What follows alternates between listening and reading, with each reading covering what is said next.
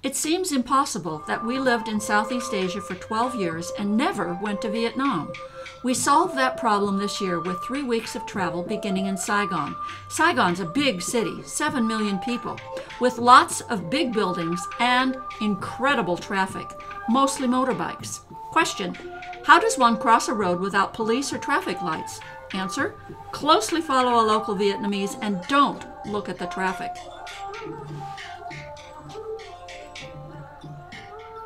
The Hotel Continental was a press hangout during the war. The post office was designed by Gustav Eiffel. The Grand Colonial Opera House was where we saw a marvelous acrobatic dance performance. Being market people, we quickly found the Ben Thanh Market, with its own incredible motorbike traffic.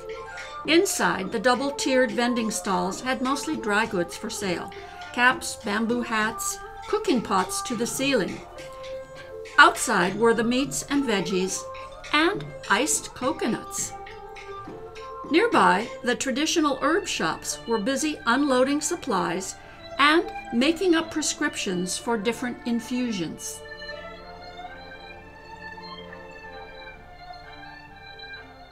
Quite a number of pagodas, really meaning temples, were in this area. The god Tien Hao can travel over oceans and save people at sea. Cha Tam is a Catholic church. Well, sort of. The Jade Emperor Pagoda was filled with fierce divinities and heroes. There was also a room with 12 female statues representing the 12 zodiac signs. Moving north along the coast, we stopped in Nha Trang, a once busy seaport that is now a beach resort, mostly for Russian tourists, it seems. We're not much into lying about on beaches, so we found other things to do and see. The busy streets around the market, again, mostly motorbikes, some even being used as delivery trucks. I guess the daily grind of selling can become a bore. And here's the recycle cycle. We taxied out to Long Song Pagoda with its huge white Buddha perched on a hill with ever so many steps to climb. Along the way were gardens and sanctuary halls featuring dragons and displays left over from the recent New Year Tet celebrations. We passed by a reclining Buddha on one level of the hill and came upon another prayer shrine with a huge bronze bell, big enough to sit inside, as Al did. The ruins of Po Nagar Cham Towers adorn another hillside and are archaeological remnants from the 12th century. Lovely gardens to stroll around, and a delightful dance performance in traditional folkloric style charmed us.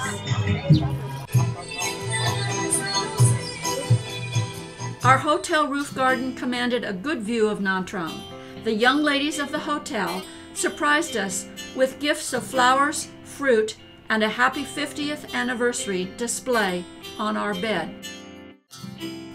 Historic Hoang is Vietnam's most atmospheric old town, with more than 800 preserved historical buildings. This UNESCO World Heritage Site attracts many tourists throughout the year and provides ample cultural displays and events in this compact area. A musical program at the Handicraft Center introduced old-style musical instruments along with colorful dancing.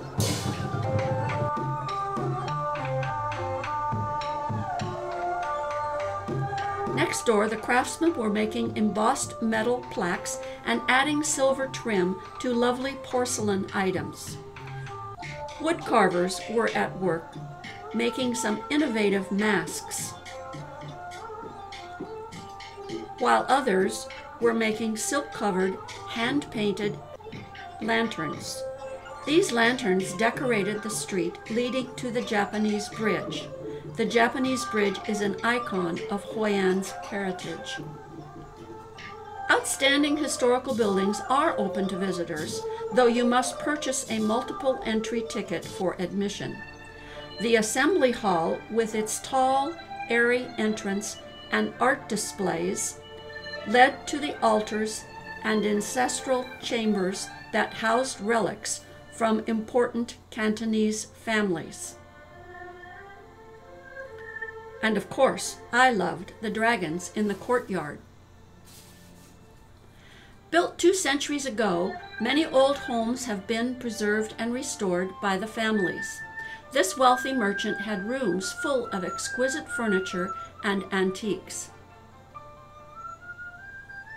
The Tran family chapel was also splendidly appointed and contains ancestral tablets and personal effects from more than 7 generations. We took a tour out to a nearby village and went basket boating. Yes, they really are baskets. They are painted on the bottom with something that keeps the water out. We were in company with a group of Vietnamese school teachers having a holiday. The women paddlers very proficiently moved the baskets through narrow channels amongst the mangroves and salt palms. Our destination was a small fishing village on the main river, where we also went fishing and actually caught some fish. Our high-spirited school teacher companions had brought along a Vietnamese version of a picnic lunch and insisted that we try all the foods, which they thought was dreadfully funny. Returning was via wooden skiff propelled by another woman paddler. Back at our guide's house, it was time for cooking lessons. Madame had me sauté prawns for an omelet, then helped me prepare spring rolls, which we pan-fried. What a delicious second lunch. Another village we visited was involved in silk production. The silkworms are fed on a diet of mulberry leaves from the big trees grown right on the premises. The caterpillars spin their cocoons on twiggy panels. Then the delicate silk filaments are carefully lifted from each boiled cocoon. Dyed threads are wound onto bobbins for the weavers to use, either on small looms for belts and sashes and such, or on antique semi-automatic looms for regular width materials. That afternoon, another excursion took us to a pottery-making village. Foot power was used to turn the potter's wheel while the molded piece took shape. Another woman had a motorized wheel for her pots. The pots were set out to dry before being fired in these brick kilns. We went to Hue by bus, a unique traveler's bus with permanently reclined seats. Hue was badly damaged during the war, but at least both sides tried to avoid destroying the citadel, a large complex with high-walled ramparts and a moat encircling it. The citadel houses important royal and religious buildings dating back to 1804. A richly ornamented gate leads into the imperial enclosure, and thus through various sections featuring buildings, gazebos, and statuary. The emperor's reading room, which is actually a sizable building, has a porcelain-decorated top. Restored wooden gates take you into the Palace of Supreme Harmony, with long galleries of gleaming scarlet and gold leading to the ceremonial rooms and shrines in the royal palace. Emperor Kai Din was the last ruler of the early 20th century. He built his own tomb, combining Oriental and European architectural styles. The interior is quite unique and is richly encrusted with porcelain panels and mosaics. After seeing such splendor, the National Pagoda was a bit of a letdown, although the flower-adorned altar inside was lovely. The Perfume River bisects the city of Hue. We chose to return to our hotel on one of the dragon boats that ply this river. Many are large and touristy, like this double dragon vessel. Ours was much smaller and operated by a family whose playful young daughter quickly became our friend. Hanoi, another huge city, 6 million people, but somehow more approachable than Saigon. I'm sure there are more modern parts to the city, but the narrow streets of the old quarter, alive with street markets and daily life, became our focus.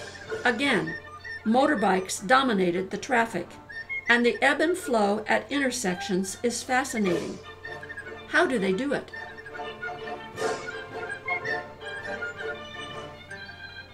Hoang Lake is in the center of Hanoi and is full of legends. The Red Bridge leads to a small island and the Jade Mountain Temple. We loved the street food in Hanoi, but had a hard time adjusting our bodies to the tiny stools at the curbside tables. Kitchen duties were also done at the curb. Artisans hand-embroidered detailed pictures in silk, as well as made painted ones for the multiple tourist shops around the town. Stone and marble carvers now wielded modern tools, but still produced age-old images. One of our Vietnam travel objectives was to get up into the mountainous regions of the northwest of Hanoi and visit the town of Sapa. Originally built as a French hill station, it is now home to diverse populations of ethnic hill tribe people and a lot of tourists. Our hotel room had a nice porch with a view of this newly rising prosperity for Sapa. Always a regional market town, Sapa now thrives with travelers and trekkers. The hill tribe people now barter their goods with tourists instead of with each other. Al got a vendor to make him a new leather belt. After lunch at our hotel, a local guide took us on an exploratory hike into the rice paddy hills to Cat Cat Village, home of the Black Hmong ethnic people. Trails led down to a stream at the bottom of a deep valley. The stone steps led into the village. The life of the local people was explained to us. Drying rice, a water-powered pounding tool, and the insides of a typical house, which we found quite bleak.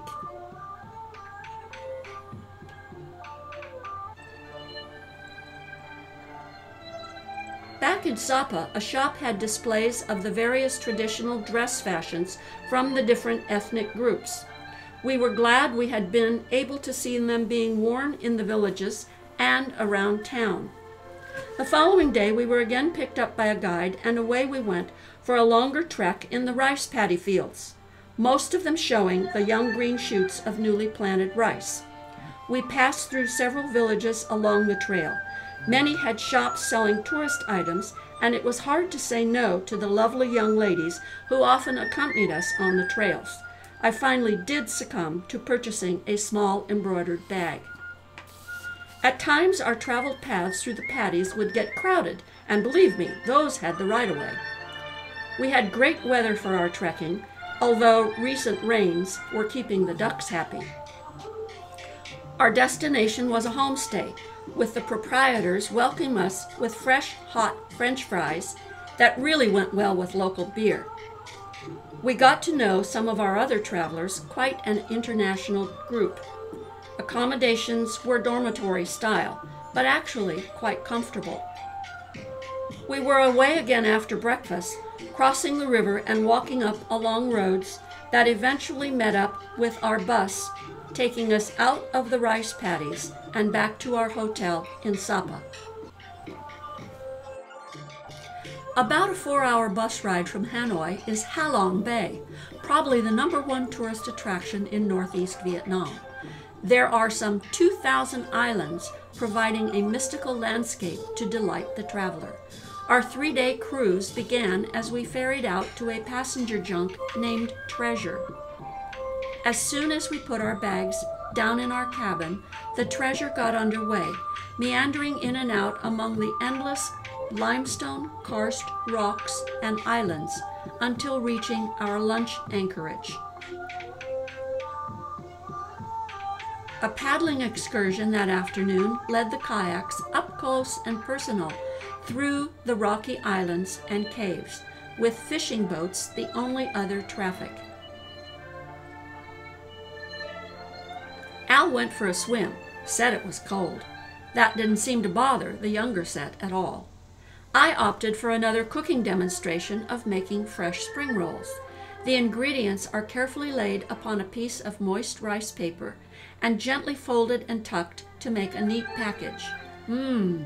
Just as tasty as my last attempt. Very quiet waters greeted our morning exercise session with the Tai Chi master, but it was hard to concentrate when the passing scenery was so gorgeous around us. Off and away via kayak again, with more caves, nooks and crannies, and an inviting beach to explore. We had lunch aboard Treasure's smaller partnership and more swimming.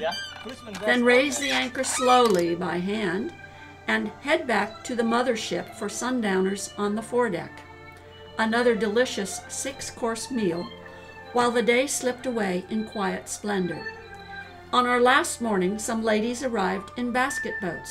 Yes, only these basket boats had more of a sampan shape.